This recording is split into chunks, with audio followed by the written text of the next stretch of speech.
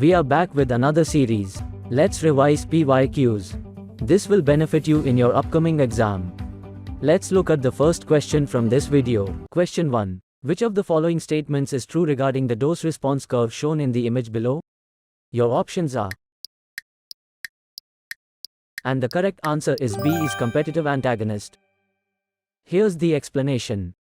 In competitive antagonist, it will have same target binding. It will have same target binding like of agonist. Non-competitive antagonist, it will bind to which site?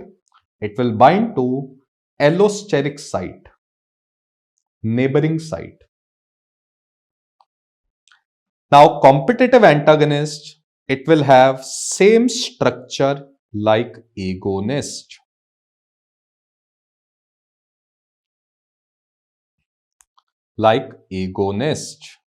Non-competitive, different structure. Okay. Third point is most important. Competitive antagonists, they show surmountable effect. Surmountable. If you see dictionary, what's the meaning of surmountable? Surmountable means we can overcome something. So surmountable effect means we can overcome effect of competitive antagonist by increasing the dose of agonist. Now just think, in non-competitive, the target has been modified. Because the target has been modified, if you increase the dose of agonist, will there be any increase in effect? The answer is no. It can never bind to the target. So in non-competitive, the effect is non-surmountable. That means we cannot overcome the effect of non-competitive antagonist.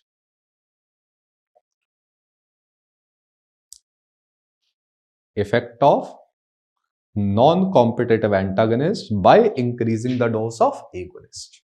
Now the last point is that when we give this competitive and non-competitive antagonist, sir, what is their affinity towards their target? That means how do they bind to their target?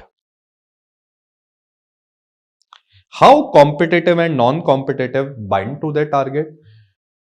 Almost all competitive antagonists, they show reversible binding.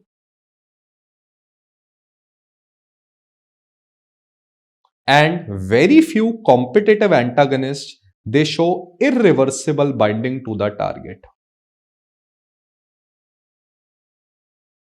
Most of the non-competitive antagonists are irreversible blocker or irreversible binding occurs.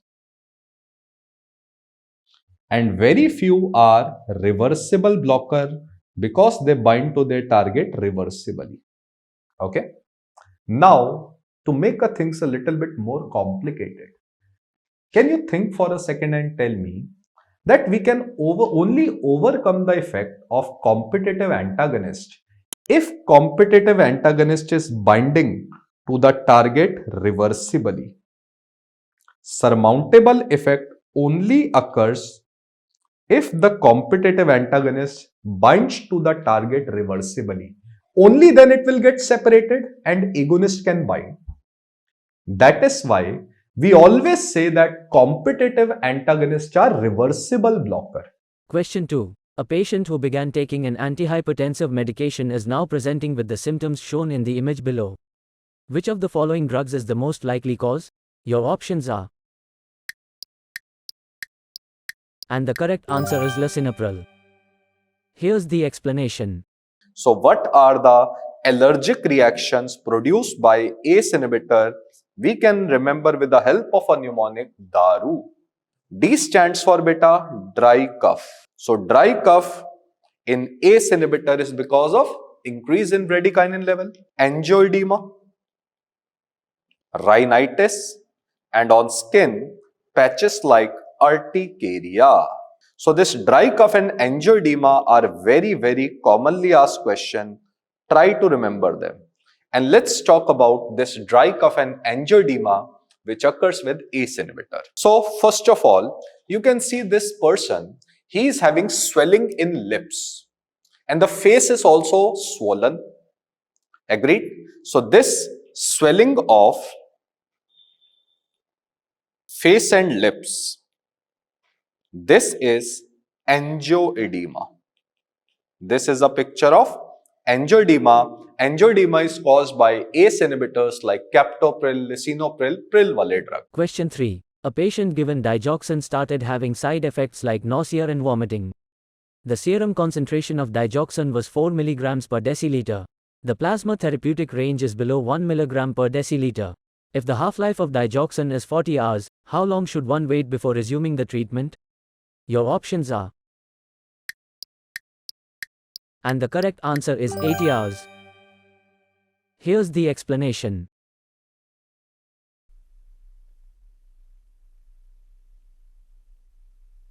That is T-half. Okay? And we are discussing half-life in context of first-order kinetics. So half-life means time required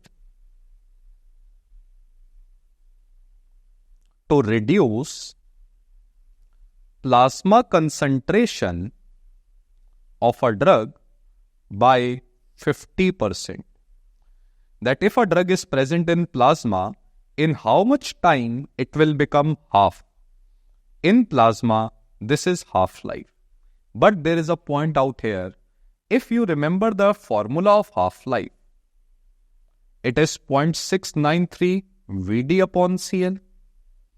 From this formula, can you tell me half-life of a drug does not depend upon?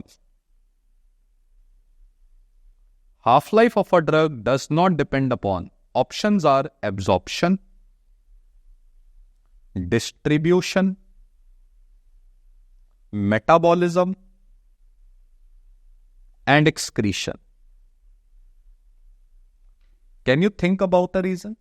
Remember, in distribution, we discussed about volume of distribution. In metabolism and excretion, we discussed about clearance capacity. So, half-life of a drug does not depend upon absorption. And now, let's complete the definition of half-life. Half-life is the time required to reduce plasma concentration of a drug by 50% after the drug has been completely absorbed.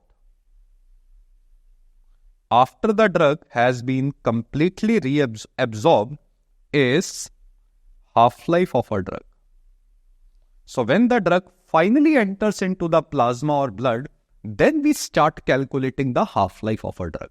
So half-life of a drug does not depend upon absorption, and this question can be asked in a twisted way. Twisted way means, in absorption beta, we discussed about route of a drug administration. We are giving a drug oral, IV, and by many routes. Remember, half-life of a drug does not depend upon route of administration also. The reason is, if you give a drug by any route, we don't care. We start calculating half-life after the drug gets completely reabsorbed. Completely absorbed, okay? Now let's talk about, again, this formula of half-life. So half-life formula, we have written as 0.693 Vd upon Cl. Now let me explain you this point of half-life. Suppose, sir, you have given a drug and now the drug has been completely absorbed into plasma. Now drug is present into the plasma. Now where this drug can go? First point, this drug can enter into the organs. Agreed? And the drug which is entering into the organ, we call it as Vd. Vd is volume of distribution. So when we give a drug, the drug suddenly enters into the organ. So let's make a graph. So I have given a drug which is present in plasma concentration and time. The drug suddenly reduces in plasma. Why the drug suddenly reduces into the plasma? Because the drug is entering into the organs. VD. Fine. Now, this first phase of reduction in plasma concentration is because of distribution of the drug. Now what happens? This drug gets slowly exchanged, and now this drug slowly again comes back into the plasma, because the drugs, most of the drugs are reversibly attached to organs. Now this drug slowly enters back into the plasma. Now the drug which is slowly entering into the plasma will now slowly excreted out into the urine. Now the drug will get slowly excreted out into the urine, and the power of an organ to eliminate a drug is known as CL. Now power of a drug to eliminate a drug is known as clearance capacity. Now what will happen? Now this drug, again, slowly this drug get reduced in the plasma. Why? Because the drug is coming from the organs into the plasma, and this drug is getting removed into the urine by clearance capacity of an organ. Agree? Now, a very important concept which you student don't understand. Beta, we start calculating half-life from this area. This is the area from where we start calculating half-life. So after the drug gets distributed into the organ, now it is again coming back into the blood. We start calculating half-life from here, because now the drug is only getting eliminated into the urine, and the drug is coming into the blood from organs. So this phase we calculate half-life. This initial phase we don't calculate half-life. So see the formula again. Can we say if a drug has high volume of distribution, more drug will come into the plasma, and more drug will remain in the plasma for longer duration of time? Hence, the drug will take more time to become half. That is why half-life of a drug is directly proportional to VD. If a drug is more distributed, it will be coming into the plasma, and the plasma concentration will not fall. And if the clearance capacity of an organ is very good, the drug will be removed out of the body very fast. That is why half-life is inversely proportional to clearance capacity. Half-life of a drug is inversely proportional to clearance capacity. So let me write this formula again for you. So half-life of a drug is directly proportional to volume of distribution divided by clearance capacity. So now, from where this 0.693 has come, 693 is a value of log 2. And we discussed in first order kinetic how the plasma concentration of a drug falls. In first half-life, the drug becomes 50. In second half-life, the drug becomes 25. Then 12.5, third half-life. So this pattern of decrease in plasma concentration is known as exponential decrease in plasma concentration. That is 100, 50, 25. And when anything falls exponentially, we apply log. So that is why 0.693 is the value of log. So this formula is a formula which you remember by heart. Now beta, we know how to calculate VD. We also know how to calculate clearance capacity.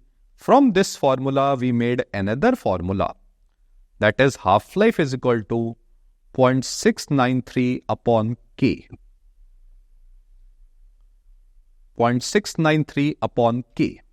Now, can you think what K stands for? K stands for clearance upon VD. If you see this formula, we have applied K in denominator, hence K is CL upon VD, and this K is also known as elimination rate constant. What is K known as? Elimination rate constant. So half-life is 0.693 upon elimination rate constant.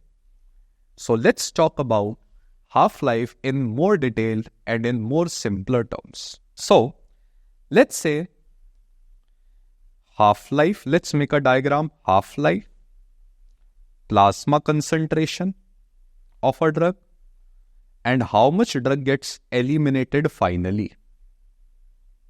Let's say, beta, you have just given a drug to your patient. At this moment, let's say the drug is not eliminated in 0 time. Can we say in plasma the drug is 100% and it is 0% eliminated? So beta, what happens in first half-life? In first half-life, the drug becomes 50. After first half-life, plasma concentration becomes 50%. And how much drug gets removed out of the body? 50%. Similarly, in second half-life, the drug becomes more half, 25, 75. Sir, in third half-life, 12.5, 87.5. So keep on dividing like them. So keep on dividing them and let's write till fifth half-life. So 6.25, 93.75, 3.125 another half, 96.875. Question 4. A patient comes to the casualty with organophosphate poisoning. He was started on atropine infusion and pralidoxime. After 2 hours, the patient had a sudden rise in temperature. What is the likely cause of fever? Your options are. And the correct answer is atropine toxicity. Here's the explanation. What are the features of atropine poisoning and how to manage it? So this white flower, this is a white flower which is just like a shape of a trumpet. Trumpet means baja. So this is Datura plant. So can we say atropine poisoning is synonymous with Datura poisoning? So what are the features of atropine poisoning? It's very simple to understand. We know that atropine blocks acetylcholine muscarinic receptors. What is the action of acetylcholine muscarinic receptor? Remember, acetylcholine muscarinic receptor produce the symptoms of dumbbells, which we discussed in previous lectures. That means all body secretions are increased. D for diarrhea, U for urination, L for lacrimation, S for sweating, and S for salivation. Acetylcholine produce meiosis, bradycardia. Can we say atropine will produce opposite effect of dumbbells? So the effect will be opposite of dumbbells. So keeping this thing in mind, let's write the first feature. Can we say atropine reduce sweating? As it reduces sweating, can we say heat loss will be prevented? Body will not able to lose heat, which leads to a very important feature of atropine poisoning, that is hyperthermia. The body temperature will increase. Now, if there is hyperthermia, what it will lead to? On skin, there will be vasodilation. The blood vessels will dilate on skin to promote heat loss. Can we say the skin will appear red now? So it leads to flushing. Third, atropine causes dry eyes and dry mouth. because it reduces salivation and lacrimation. Now, atropine leads to mydriasis and it also leads to an effect known as cycloplegia. Cycloplegia means paralysis of ciliary muscles. Ciliary muscles are above lens, which changes the thickness of lens, which is known as accommodation. We will discuss shortly. Cycloplegia means paralysis of ciliary muscle. Hence, the person will not able to focus at one place. The person will become blind. Fifth, in CNS,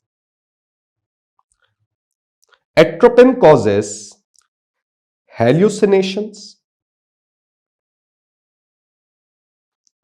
delirium.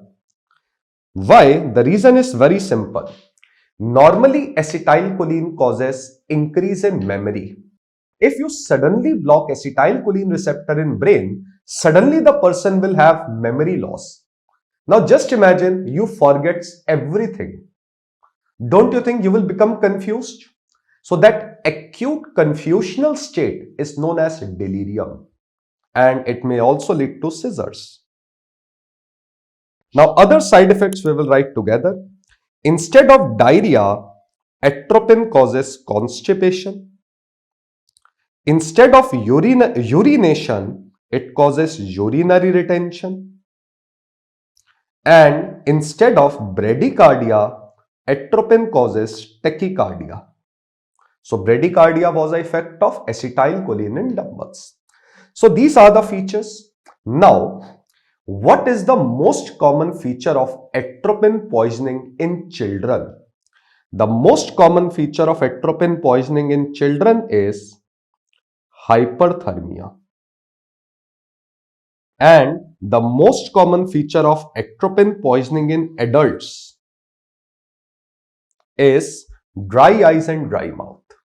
Now there is a very famous poem which you must have heard somewhere, which is related to atropine poisoning. So that poem is hot as hair, that is hyperthermia, red as beet, dry as bone, mad as hatter. You must have heard about Hatter in Alice in Wonderland movie. Johnny Depp, he was mad, and blind as bat.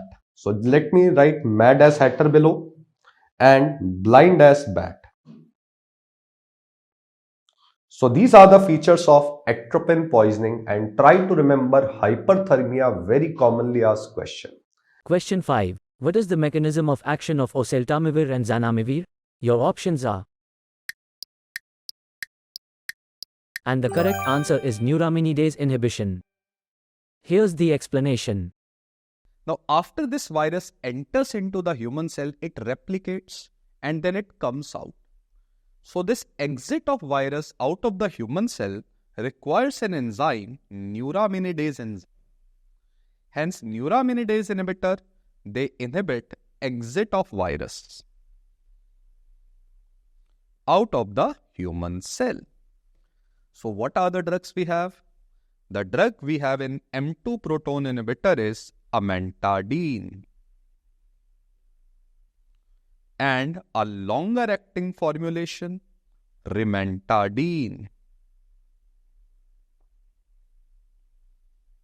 So amantadine, it is approved as a antiviral drug for influenza virus.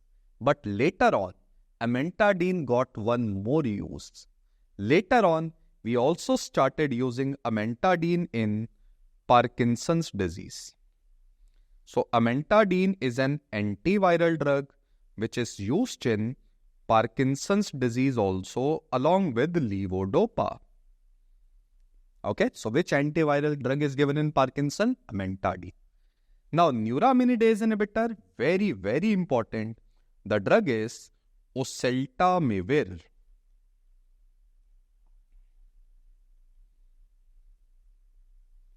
Second, zanamivir.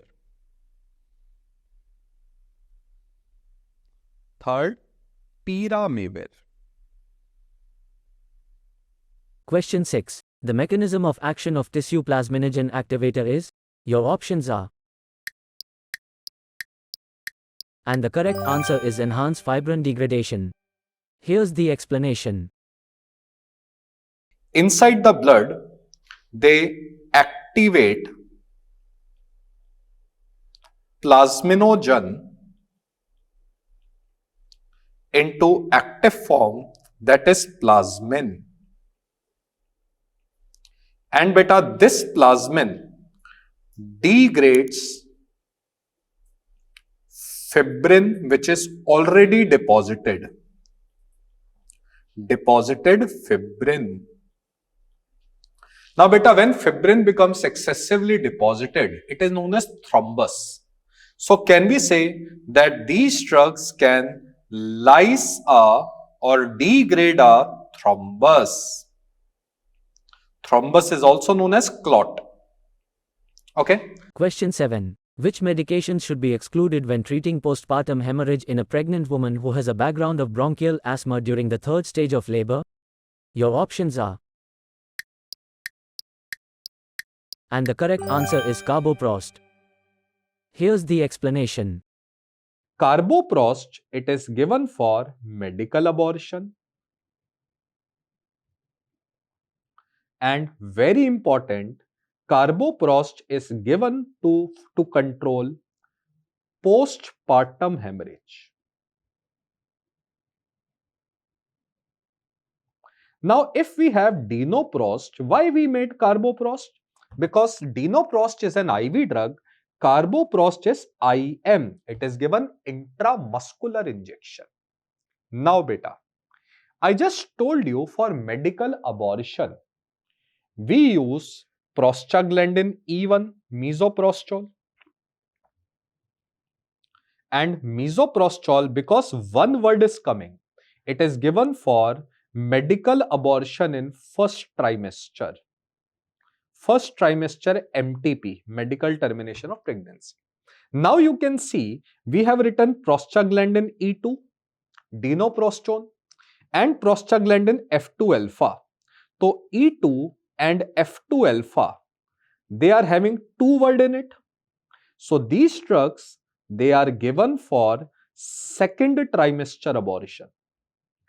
E1 for first trimester abortion, E2 are for second trimester abortion, E2 and F2 alpha.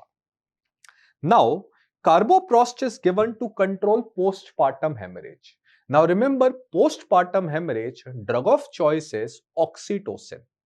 So Carboprost is given in resistant cases of oxytocin. Oxytocin. Fine. Now, there is a point you have to remember, that what is the dose of Carboprost? That we will discuss shortly. It's a separate MCQ. Now, prostaglandin F2 alpha, latanoprost, bimatoprost, travo and tefluprost, these drugs are given as a topical eye drops. So these prostaglandin alpha, they are used as a topical eye drops and they are the drug of choice for, in eye drops, they are the drug of choice for glaucoma. We already discussed glaucoma. Okay, and we discussed their mechanism of action of glaucoma. They increase uveoscleral outflow. And which type of glaucoma? Sir, both. Primary open angle glaucoma, drug of choice is latanoprost, and also angle closure glaucoma, drug of choice is latanoprost. Okay. Now, the point you have to understand out here is that this Carboprost, specifically it is asked, the side effect of Carboprost is asthma. This is an MCQ you will find. But in reality, I want to tell you that all these prostaglandin, they can cause asthma. But what you have to remember, Carboprost causes asthma. Question 8. Which interleukin IL is suppressed by tocilizumab among the options provided? Your options are. And the correct answer is IL-6. Here's the explanation. That is anti-interleukin 6. The drug that block interleukin 6 is tocilizumab, many times asked MCQ, and sarilumab. Question 9. Which phase of a clinical trial is primarily focused on assessing the preliminary efficacy and determining the optimal dose of a drug? Your options are. And the correct answer is phase 2. Here's the explanation. It is also known as therapeutic. Therapeutic means beneficial effect or efficacy. Therapeutic means beneficial effect. Exploratory trial. Therapeutic exploratory trial. Now phase 1 trial, it is done. Let's increase the number of patients to 10 times, 200 to 500. Type of volunteer, instead of human, I will write patients. So we will write patients. Now design of the trial is RCT. RCT means randomized clinical trial, and most of the time it is single blinding. Single blinding means the patient is unaware whether the patient is giving and taking an actual drug which we are going to test, or we are giving some other substance like placebo, a similar looking drug, but it does not contain active drug. And because of this reason, this is RCT, randomized control trial. One is active drug, one is control substance, and we will not tell the patient whether you have received an actual drug or a placebo, a similar looking drug without any active moiety in it. When we don't tell, this is known as blinding. Now, what is the main purpose? We want to explore efficacy. Explore efficacy means in this phase of phase 2 trial, I will not give the dose more than maximum tolerable dose. Let's say it was 40 milligram. So what I will be doing, in one set of people, I will give 10 milligram of the dose. In another set, I will give 20 milligram of the dose. In another set, I will give 30 milligram of the dose. What I saw, the drug was found to be effective at a dose range of 20 to 40. So does the drug is found to be effective in dose of 20 to 40. So we explore efficacy by finding dose range at which the drug is effective. Our drug is effective. So that is 20 to 40.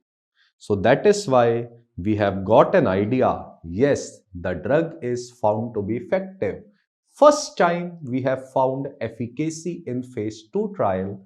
That is why phase 2 trial is also known as proof of concept trial. Proof of concept means finally we have a proof the drug is found to be effective. Now beta, 20 to 40 is a big range where the drug is found to be effective. But when you go to the market, you get one dose of a drug. From this big range of 20 to 40, you have to confirm the actual dose of a drug. Which dose we will give? Whether we should use 20, 25, 30, 35, which dose we should use. So if you want to find out one dose from this big range, test this drug in large number of patients. Because if you will test in large number of patients, you can finally come to a conclusion that in majority of patients, 30 milligram is the actual dose. Question 10. Which of the following fluoroquinolone is not given in a patient with liver disease? Your options are.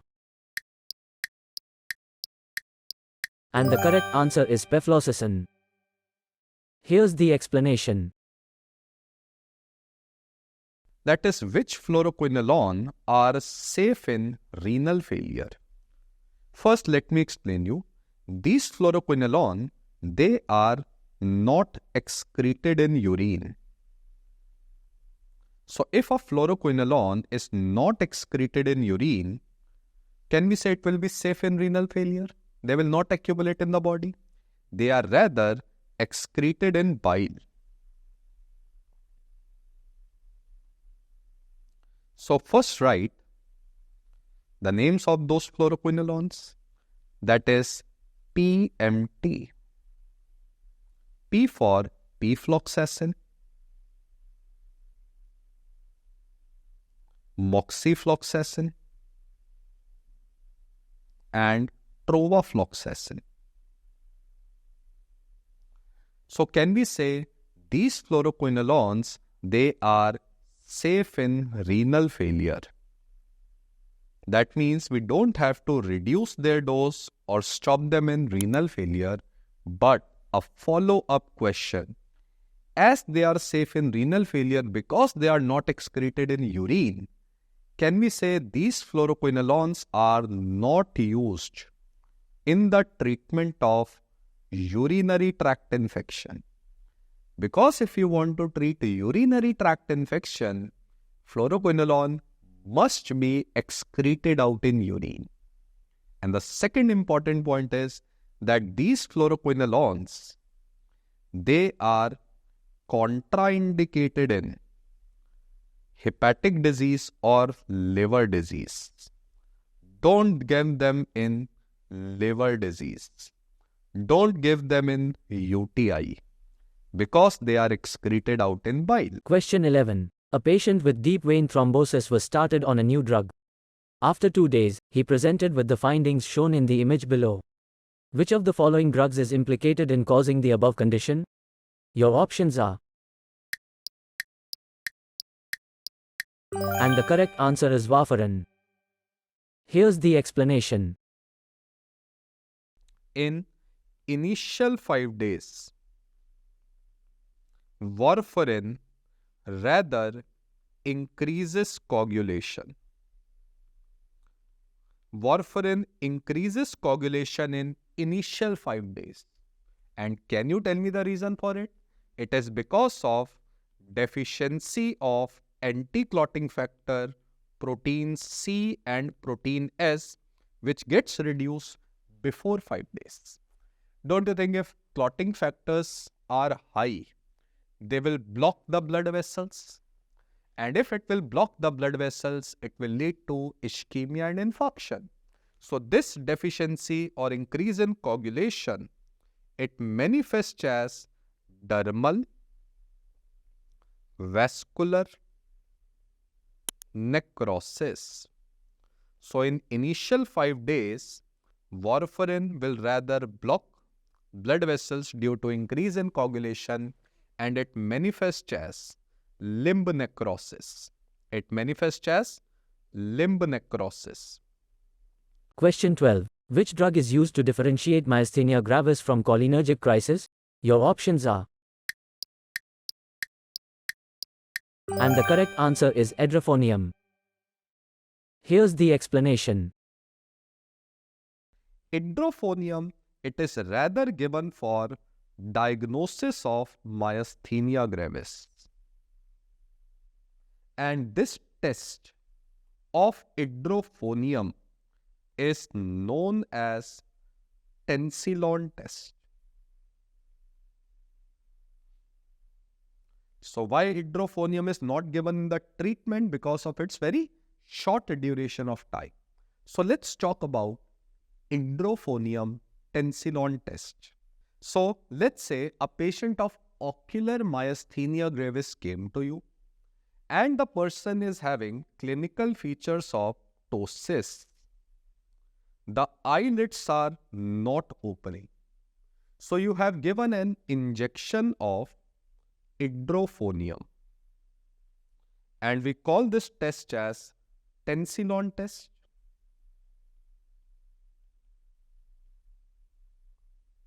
Agreed?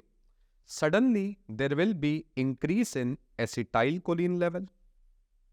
and acetylcholine will improve weakness. So this lady who was just seeing downwards, suddenly the eyes will open like she has fallen in love with you. So there will be improvement in muscle symptoms. So this test is known as hydrophonium challenge test or tensilon test. Can we say that tensilon test, the patient's symptoms improve, hence it is an ameliorative test for diagnosing myasthenia gravis. Remember beta, ameliorative means when the symptoms improve. There is an opposite test known as provocative test. In provocative test, the symptoms worsen. Symptoms of worsen. Can we use any drug for worsening of symptom? Yes, tubocurare. Tubocurare, just like antibodies, block NM receptor. So if we use tubocurare, this is a provocative test for myasthenia gravis. Now, we don't use provocative test with tubocurare because it is a very dangerous method. The person can go into respiratory paralysis. Hence, in myasthenia gravis, tensilon test is used. Question 13. In a patient with chronic kidney disease who has undergone nephrectomy, which of the following medications can be given as a pain reliever after the surgery? Your options are, and the correct answer is acetaminophen. Here's the explanation. Paracetamol, which is also known as acetaminophen. Okay, acetaminophen. So acetaminophen or paracetamol, what is the mechanism of action?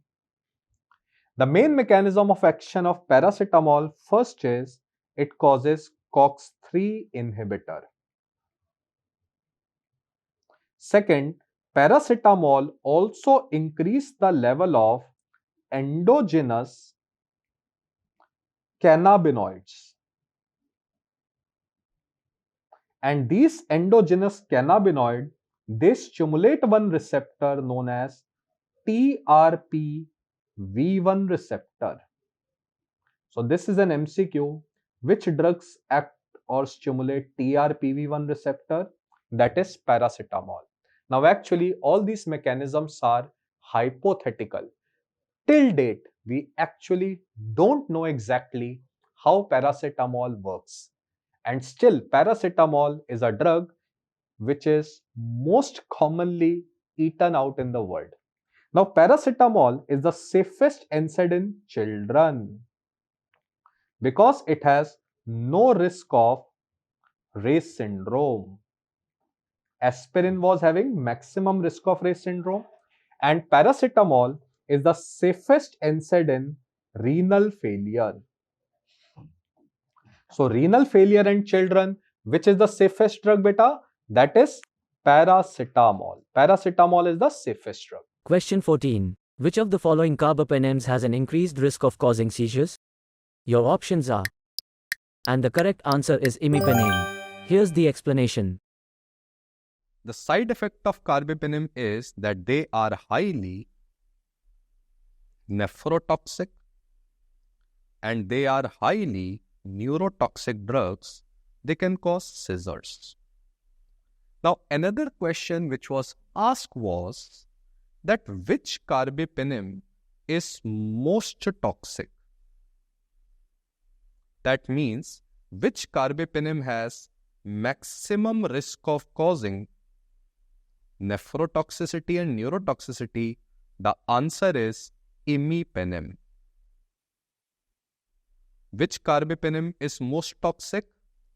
Imipenem is the most toxic carbapenem. Question 15. A 60-year-old postmenopausal female patient with a previous history of Cole's fracture came with complaints of lower backache. On evaluation, her T-score was -2.5. Which of the following statements about the management of her condition are false?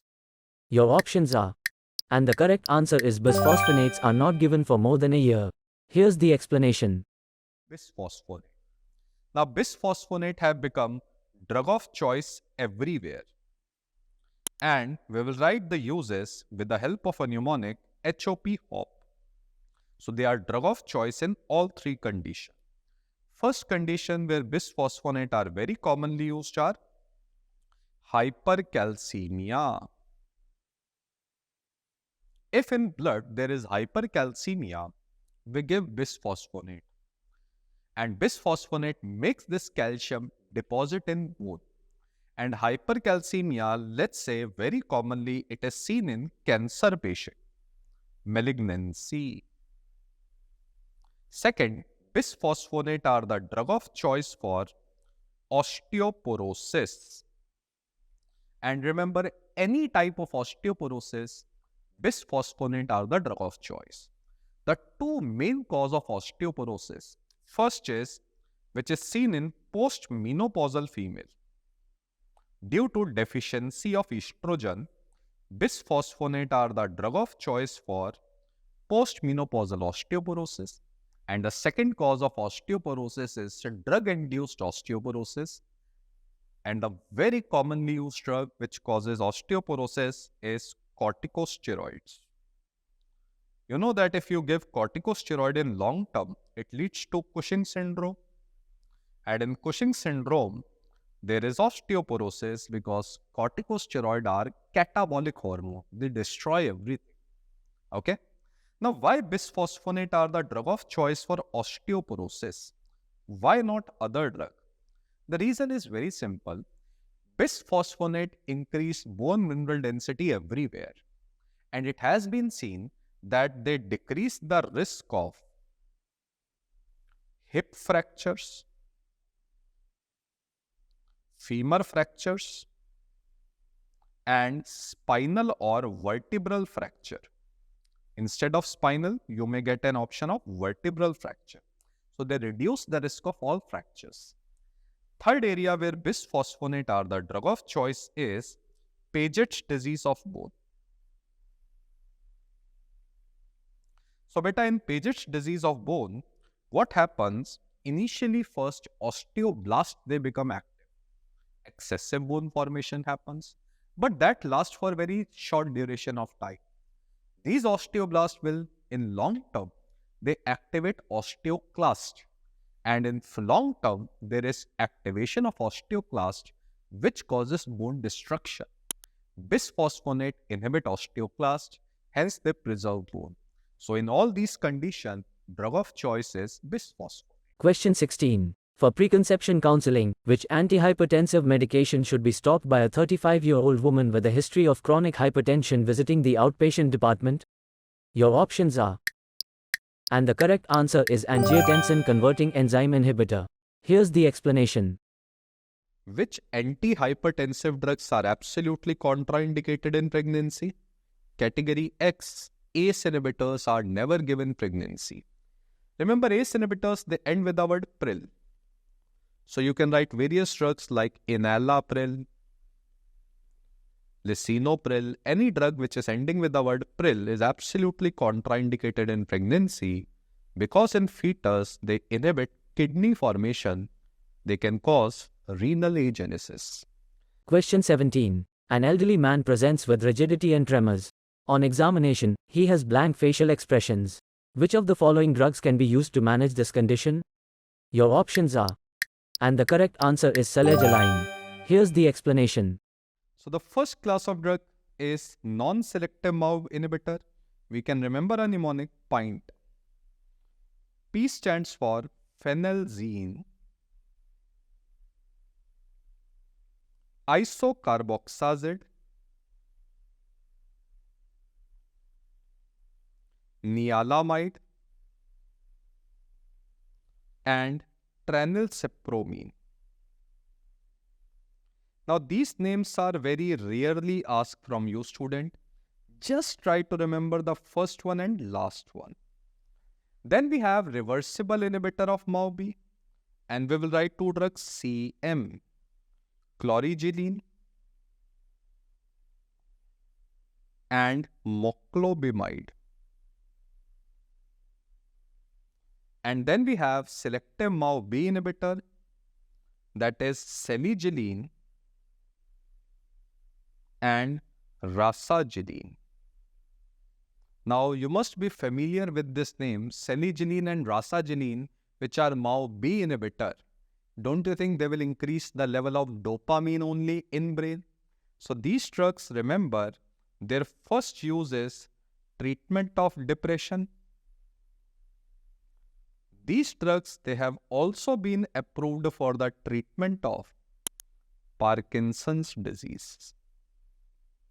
And a very important point is, which antidepressant drug is available as a transdermal patches? The answer is salicyline. Salicyline has been available as a transdermal patches for the treatment of depression. But it is not available for Parkinson disease as a transdermal patch. There it is given orally. Question 18. A patient undergoing chemotherapy was given an antiemetic, after which he developed symptoms like acute dystonia, bradykinesia, and tremors. Which of the following drugs would have caused these symptoms? Your options are. And the correct answer is metoclopramide. Here's the explanation. Metoclopramide.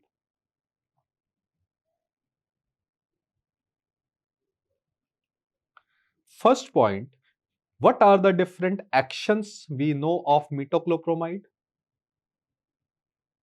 Metoclopramide is D2 antagonist, 5-HT4 agonist, and it also increases acetylcholine level. You will find one MCQ. Which of the following is not the action of metoclopramide? It is not 5-HT3 antagonist like cetron. It does not have cetron-like action. Okay. Now, because of this action, metoclopramide has anti-emetic action. And because of 5-HT4 and acetylcholine increase, it has main prokinetic action. Okay. Now, there is one problem with metoclopramide. We know that metoclopramide blocks dopamine receptor, and metoclopramide can cross blood-brain barrier. And when it crosses blood-brain barrier and block dopamine receptor, it can produce a side effect of, if you block dopamine receptor in brain, it can lead to drug-induced Parkinson's disease. So what happens in Parkinson's disease? Suddenly the body will become rigid, which you call it as muscle. Tone will increase, muscle dystonia. Muscle dystonia. So suddenly the person will become rigid, torticollis will happen. So metoclopramide can cause muscle dystonia. Question 19. A male patient with chronic obstructive pulmonary disease, COPD, was prescribed Theophylline. He noticed that his urine output had increased the following day. This action of the drug is mediated through which of the following receptors? Your options are, and the correct answer is adenosine A1. Here's the explanation. So theophylline and caffeine are present in tea and coffee. And when you give tea and coffee, when you drink tea and coffee, don't you think you feel excessive urination? So that means they have diuretic action. So diuretic action of theophylline and caffeine is because of blockage of adenosine A1 receptor on nephron. Nephron also contains adenosine A1 receptor. Then we have another class of drug, that is natriuretic peptides, like atrial natriuretic peptide, brain natriuretic peptide, which is produced from ventricle, and we have a drug known as nesiritide. We discussed this drug nesiritide in heart failure. This drug is used in heart failure. Question 20. What is the name of the drug that has an effect on both the indicated regions? Your options are, and the correct answer is omapatrelate. Here's the explanation. Omapatrilat and sampatrilat. Omapatrilat has been asked in your question. Omapatrilat is a dual NEP that is neutral endopeptidase, and ACE inhibitor. ACE is angiotensin convertase enzyme. So even this drug is not approved. The only approved drug for heart failure is sacubitril. So it is approved for CHF, that is sacubitril. Question 21. Why is a chronic smoker who was undergoing nicotine replacement therapy and taking clonidine tablets for smoking the addiction experiencing headaches after discontinuing clonidine? Your options are, and the correct answer is rebound hypertension. Here's the explanation. The question is, never stop clonidine suddenly in patient, or never discontinue clonidine suddenly. Why? The reason is, if you stop clonidine suddenly, it leads to sudden rebound increase in blood pressure. And the BP will become so high that patient can die also. Stroke and MI can happen, which is known as hypertensive crisis. Now, the question was asked was that why if we stop clonidine suddenly, it leads to sudden increase in blood pressure. Let's see the mechanism behind it. Now, let's assume this is alpha 2A receptor and clonidine is stimulating this alpha 2A receptor. Because of this reason, norepinephrine is not getting released. Let's say the patient is taking clonidine for long duration of time. So norepinephrine is not getting released from presynaptic neuron. Because of this reason, in this postsynaptic neurons, we have a receptor known as alpha 2B receptor. Because alpha 2B receptor have not worked for very long duration of time, because norepinephrine was not getting released, slowly and slowly their number and sensitivity increases. So if a receptor is not working for long duration of time, its number and sensitivity increases. So what will happen now? Because of this reason, what will happen? The postsynaptic alpha 2B receptor, they become super sensitive. They become super sensitive. They are ready to work. They have lot of energy in them. Now just imagine you have stopped clonidine suddenly. So what will happen? There is sudden release of norepinephrine, and this norepinephrine will stimulate alpha 2B receptor, and these alpha 2B receptor produce vasoconstriction.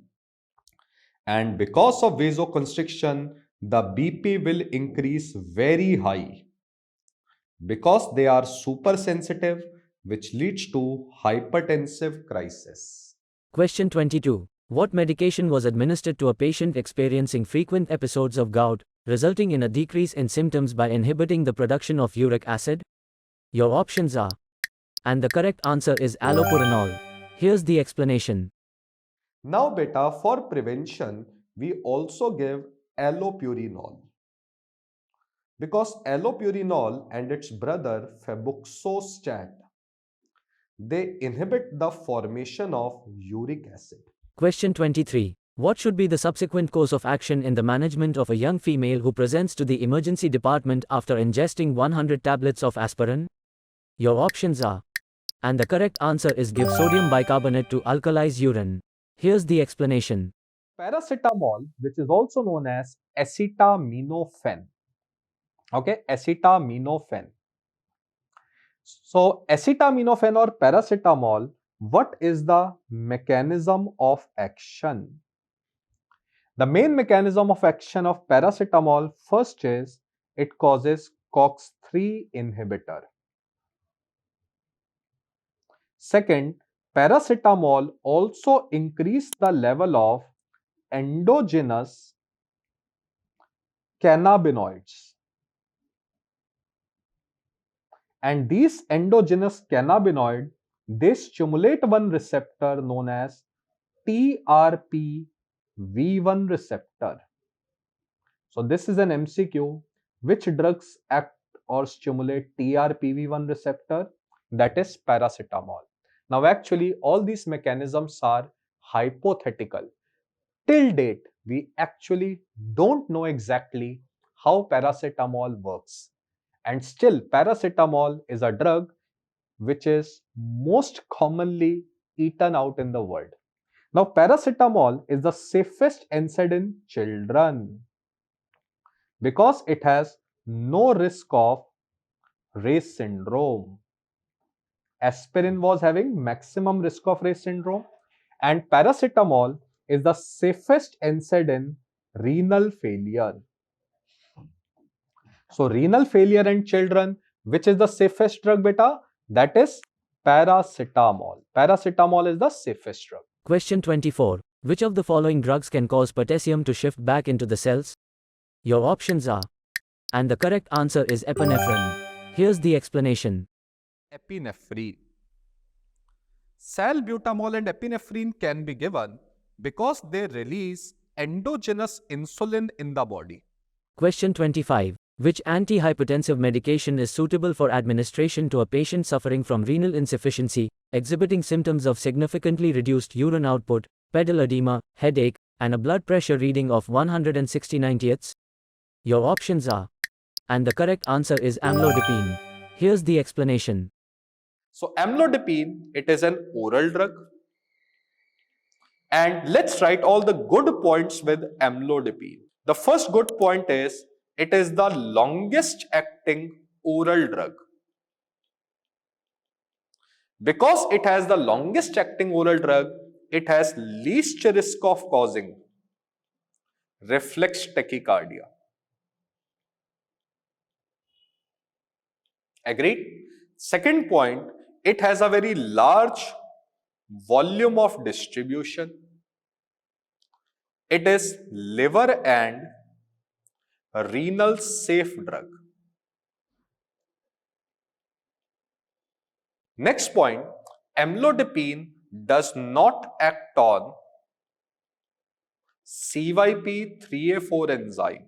So can we say it will have least risk of causing drug interactions?